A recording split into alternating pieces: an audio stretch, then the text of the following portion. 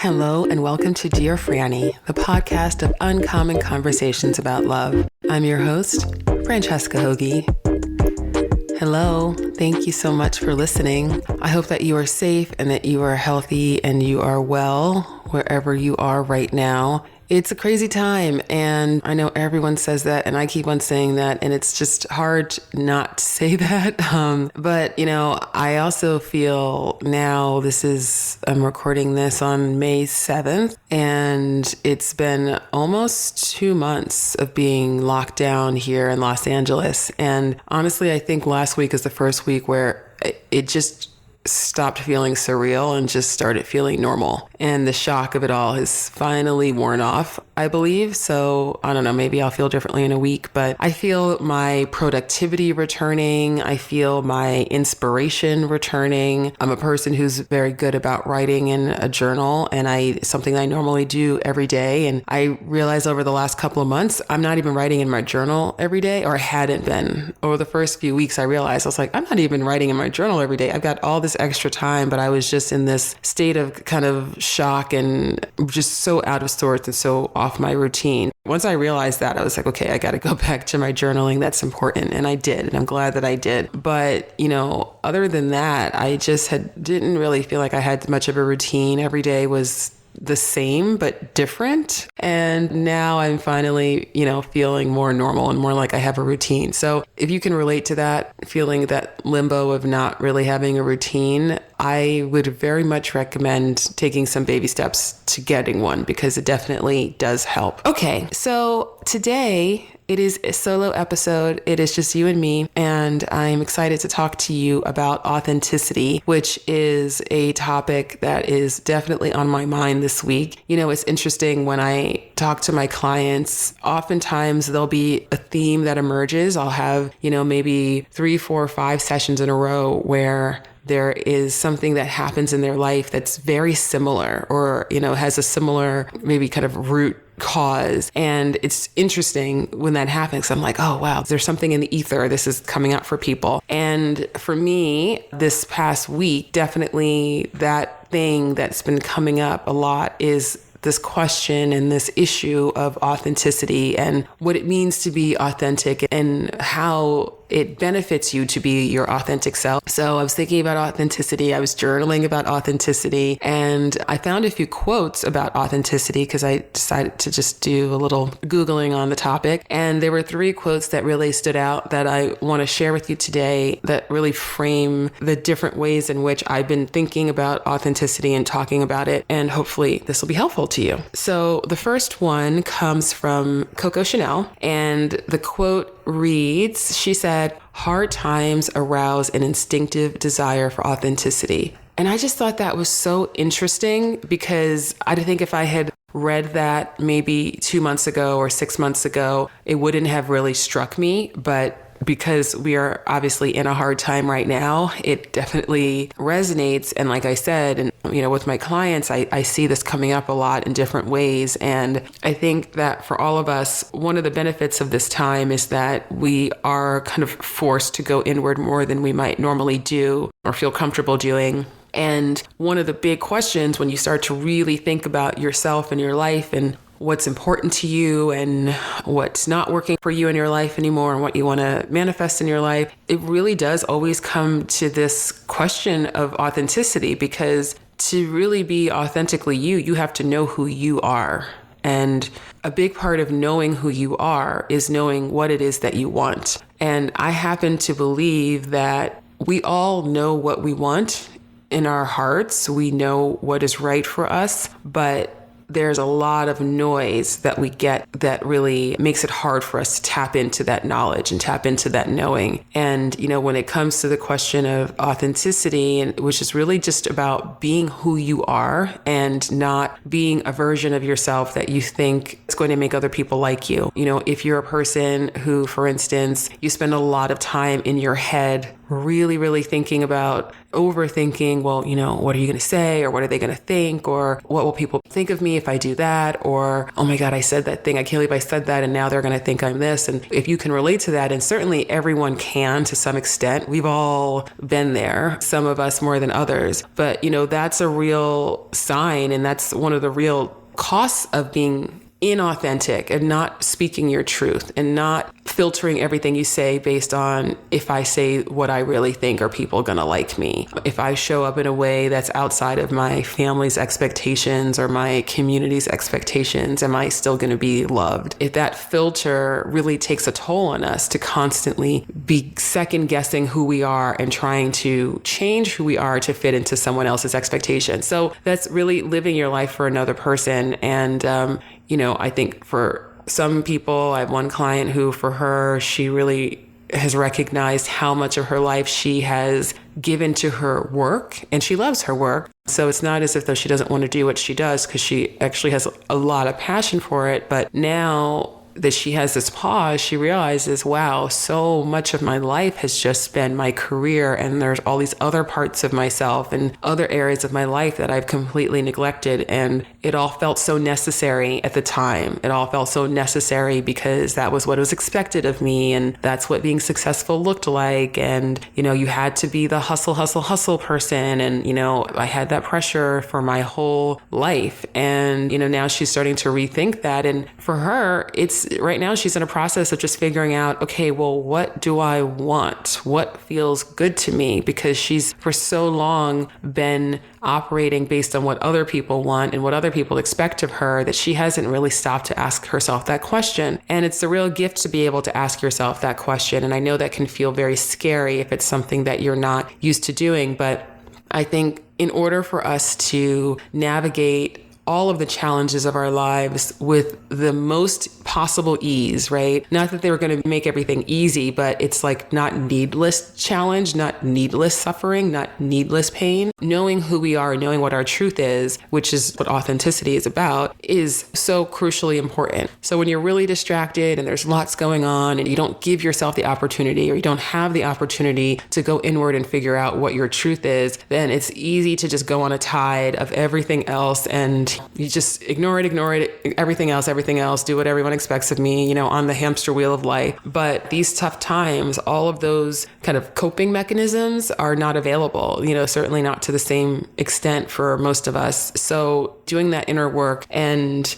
having that desire, as Coco Chanel said, that instinctive desire for authenticity, I think is a very true statement. It's absolutely necessary and normal during times of hard times of crisis, because that's how we're going to survive. That's how we're going to survive, but really knowing our truth. And then the next quote that really stuck out to me is by Brené Brown, who I just think is great. And I'm always recommending her book, Daring Greatly. If you have not read it already, I highly, highly recommend it. And she says, authenticity is a collection of choices that we have to make every day. It's about the choice to show up and be real, the choice to be honest, the choice to let our true selves be seen. So the choice to let our true selves be seen. And it's easy to kind of read those quotes and be like, oh yeah, that's cool, like on Instagram and keep going. But if you stop and you really think about that for a moment, authenticity is the choice to let our true selves be seen. At least for me, when I think about that sentence, I get a little like, ooh, there's a little fear there. There's a little bit of like, oh gosh, my true self be seen, right? Because that's what inauthenticity is when we are hiding our true selves and we're hiding behind whatever kind of mask. And man, are we really, really good as humans as finding different ways to hide our true selves. And that can just feel like the scariest thing. The scariest thing, that is vulnerability. Another thing that's come up, with my clients recently about vulnerability is in the context of dating in particular, but this is in any context, any relationship, whether it's family or friends or whatever. When we show up in our relationships and we are doing this projection of, in this calculation of, okay, what do they want? What's going to make them like me? What's going to get that approval in this moment? All of that. What's going to make this person want to keep dating me? All of that. If that's like what is driving our actions and our motivations, not only does that cut us off from our true selves, but it really is building a wall between your true self and another person. And the act of authenticity is an act of vulnerability, because to show someone who you really are and not do the calculation of are they going to like me if I show them who I really am, it can be a really, really scary thing. The good news about it is that, just as Brene Brown says, it's a collection of choices that we have to make every day. So authenticity, just like vulnerability, it's not a one and done thing. It's not oh my God, I blew it in that moment. I didn't speak my truth and now I never get to speak my truth again. No, we get infinite opportunities to practice.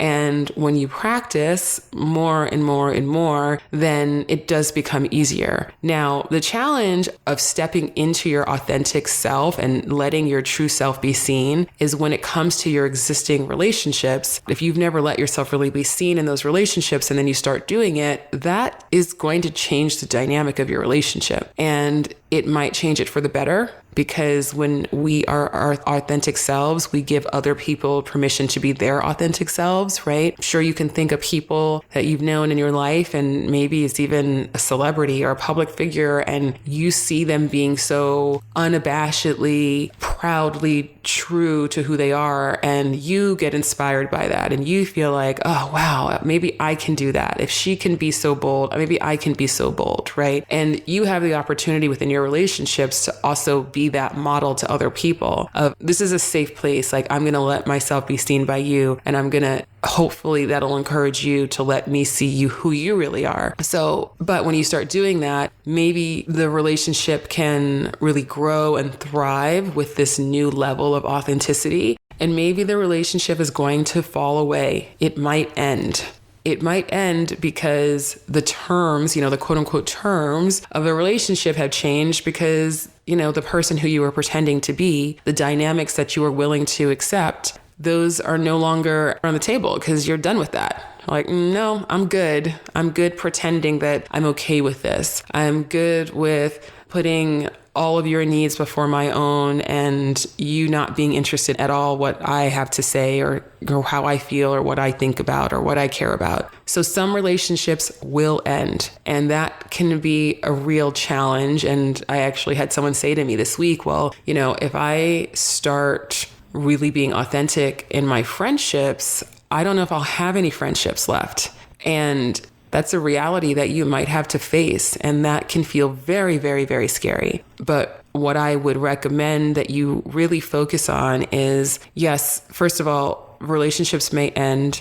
If they end, you can mourn the end of those relationships, but you can also now, you have an opportunity to create new relationships with people who see you for who you are and love you and appreciate you for who you are. And really focusing on that, focusing on not the challenge that's immediately in front of you, but focusing on what the point of it is, what the goal is, what you're working towards, the vision that you have for the relationships that you want, and really letting that vision come to life and let that vision really be the motivation that you need to face the fact that, yeah, you might have some short-term pain or disappointment, but we can withstand a lot more pain and disappointment than we realize. And when you accept that, you're like, okay, this is part of the process of growth. This is the part of the process of being human. Sometimes you have to do things that are hard. Sometimes you have an outcome that's sad, but you can get through that sadness. You can get through that fear. And if you don't judge yourself for being sad, if you don't judge yourself for being afraid, then it makes it a lot easier to actually do that thing. And then you can go through that sadness of mourning a relationship if that's what it takes, but then you'll be okay. You'll let yourself feel that sadness. You'll let yourself have that mourning period, and then you'll emerge from that stronger. And like I said, really focusing on why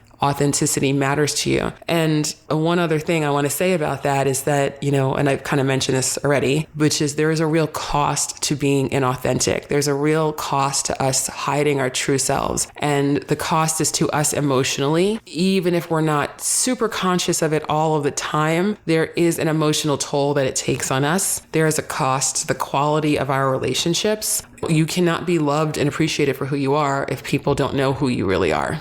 That doesn't feel good. I don't know, maybe you can think of a time in your life, and I know I can think of multiple times in my life, especially in my youth, where I was just totally not myself. I was just totally just trying to be a version of who I thought would be palatable, who I thought would be cool, who I thought would be attractive, who I thought would be the kind of girl that this boy that I liked would like. I've had times in my life where I've done that, and I've always just felt so shitty. Like, it doesn't feel good.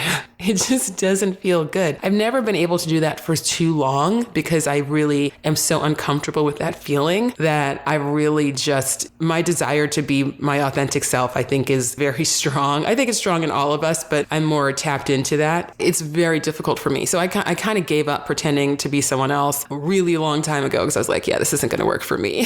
If any of you watched me on Survivor, and maybe don't even know that I was on Survivor, but I was, it didn't go well at all. But what I did learn about myself, well, I learned a few things about myself through that experience, but one thing that I learned about myself and I was actually able to be very proud of was that I really was myself. And I don't know if you're familiar with Survivor, but it's a reality show. It's a game. You're divided into tribes. You compete against each other. When you lose, you vote people out off your tribe. So it's this very competitive environment, and the prize is $1 million. So the stakes are high, and it's a bunch of competitive people. So there's a lot of scheming and lying and manipulating. And I don't say this to like I'm this virtuous person. I mean, trust me, I have my issues, but I'm not really that. Manipulating and scheming and lying is not something that comes that naturally to me. I've got other issues. I mean, so it's really not in that way, not in a smiling in someone's face, but talking badly about them behind their backs. That's not something that I do typically in my life. And, but it's kind of necessary for the game. And I went out there thinking, I'm totally going to play this game. I'm going to do whatever it takes. I'm going to say whatever I need to say to get people on my side. And I had this whole plan that I was going to be this really not a villain, but just this really determined, chameleon, just this say whatever you need to say to get to the next, day in the game. And literally that lasted for about 2 hours. And I was like, you know what? In my mind, I'm going, $1 million, $1 million, right? I was trying to focus on that thing that was going to motivate me and to do this thing that was really hard. I'm like, $1 million, $1 million. And I just fuck it. It's not worth $1 million. It's not worth $1 million to pretend to be someone that I'm not. I just can't do it. That is just an illustration of a time in my life where I very much attempted to be someone other than myself, and it just felt really bad. And so I would encourage you, if you are someone who feels like it's hard for you to even know what your truth is, I think if you had experiences in your past, in your childhood, with caretakers, in your community, with media, if you got that messaging at a very early age, and we all do to some extent, that there is a certain way that you're expected to be, and to be different than that is to be unlovable, rejected, not good enough, weird, outcast, all of the things. If you got that message, then it might be very challenging for you to know what your truth is, because you learned a long time ago to suppress what your truth is in favor of this other larger thing, this larger idea. And if that's the case, I would really encourage you just to really start to pay attention to your emotions, just really physically breathing, taking deep breaths, tapping into your physical body. Our emotions speak to us in our physical body. If I say, what does anger feel like in your body?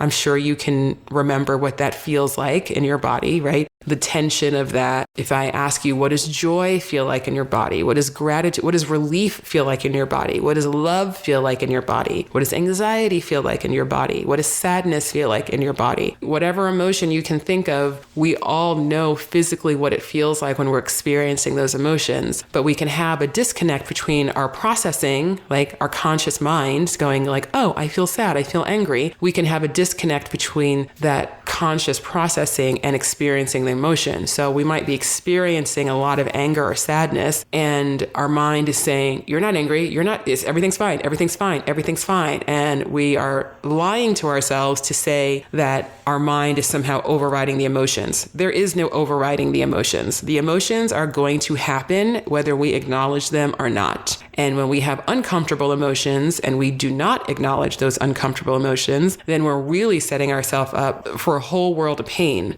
and those emotions are going to express themselves somehow. And, if you're a person who has anger issues, you have, a lot of anxiety, you have, you just have a hair trigger, like you can be fine sailing along and then something happens and you just fly off the handle or you spiral into a dark place. It's very common, and it's common that happens because we are trained from a very early age to really suppress and ignore our uncomfortable emotions, but they are not going anywhere. So the sooner that we are able to acknowledge them, be like, wow, in that situation, I actually felt really uncomfortable. In that situation, when I said this and I really meant that, or why do I feel so anxious when I'm around this person? Or why do I feel so just out of sorts? Why does it feel so uncomfortable in my body when I, do XYZ? Like, pay attention, start to really be curious about your reactions to things, because that's huge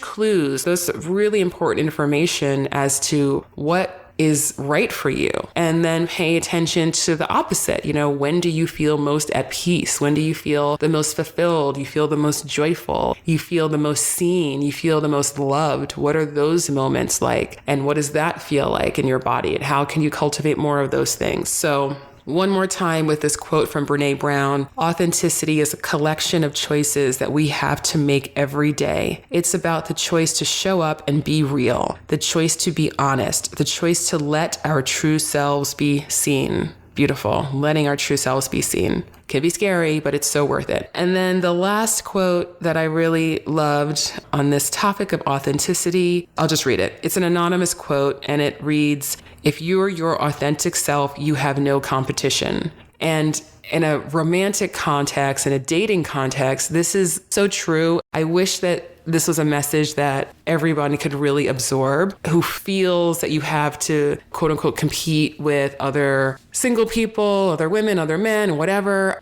Because the reality is that what makes anyone lovable, the only reason that we ever truly love and truly fall in love with another person is because they are unlike anyone else we've ever met. No one says, I fell in love with her because she was just like every other woman I'd ever met, right? No one ever says that, because the thing that makes us really, really drawn to another person is when we can see their true selves. So that's why, in dating, there's so much inauthenticity. You go on a dating app these days and it's like Attack of the Clones. There's so many people and they clearly feel this pressure to conform to this very specific image, which may be authentic for some of them, but it certainly is not authentic for all of them, because there's way too much sameness. There's way too much copycat. There's way too many cliches in how people are describing themselves. So we are way more diverse than that. We have far more multitudes than that. And in order for the person who's really going to respond to you for you, you've got to let that be seen.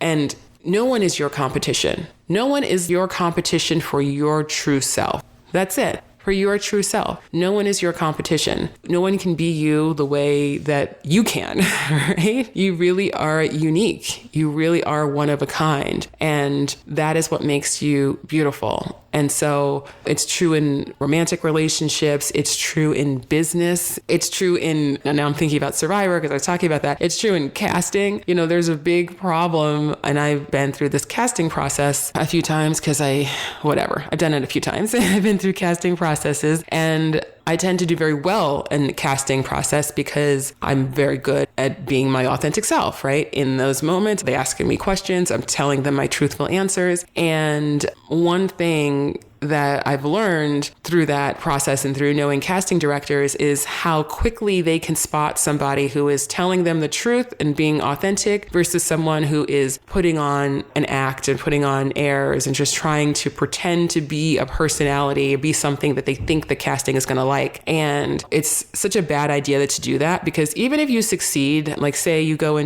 let's take it back to dating. Let's take it away from reality TV casting. Say you go into a date and you're like, okay, men want women who are X, Y, and Z. The men who want women who are demure and who are flirty and who are, agreeable. Like, say you have that's kind of what you have in your mind, and you view yourself as being, whatever the opposite of demure is, right? You actually view yourself as being very bold, and maybe you've been told you're too much. And so you're like, okay, I'm too much. I don't want to freak anyone out. I don't want to be too much too soon. So I'm going to be really demure. And maybe, you're like, well, it's not really my style to be the kind of flirty, toss my hair, like, oh my gosh, you're so funny. Is that really my style to do that? But men really respond to that. So I'm going to do that. And on, right? You can imagine the ways in which you can talk yourself into being something that's really outside of how you operate and you want to operate and it feels good for you to operate. And say you go into that situation and you succeed. And this guy's like, wow, she's so demure and she's so agreeable. And I liked how she kept tossing her hair and laughing at my corny jokes. Say the guy's like, oh, amazing. Yes, she's like the woman of my dreams.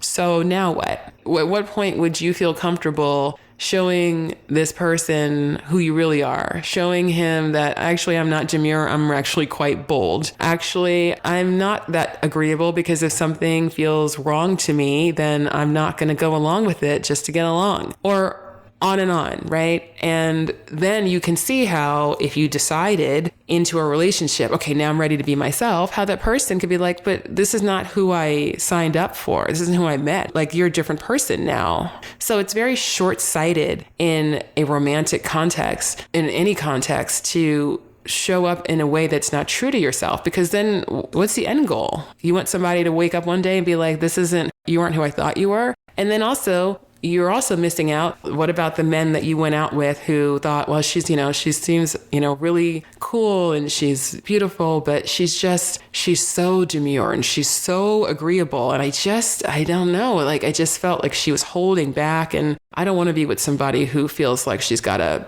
pretend to be someone she's not. That happens all the time. Even if it doesn't happen always that consciously, we all know on a subconscious level, some of us are more tapped into that than others, whether or not somebody's being real with us. All of this is to say, and I'm going to wrap this up now because I do feel like I've been talking for a long time, and hopefully if you're still with me, then yay. Thank you for still being with me. But I guess I really want to just drive home that right now is an opportunity to do some introspection. It's not about being perfect. And by the way, being your authentic self, it does not override kindness or compassion or compromise. It doesn't override seeing that there are parts of your personality that you've developed that maybe are less conducive to harmony in a relationship, and you want to work on that. Maybe you want to work on being more patient or being less judgmental. All of those things, absolutely. Maybe you want to work on being a better listener. It's not that being authentic doesn't mean, okay, you get to do whatever you feel like doing at any moment,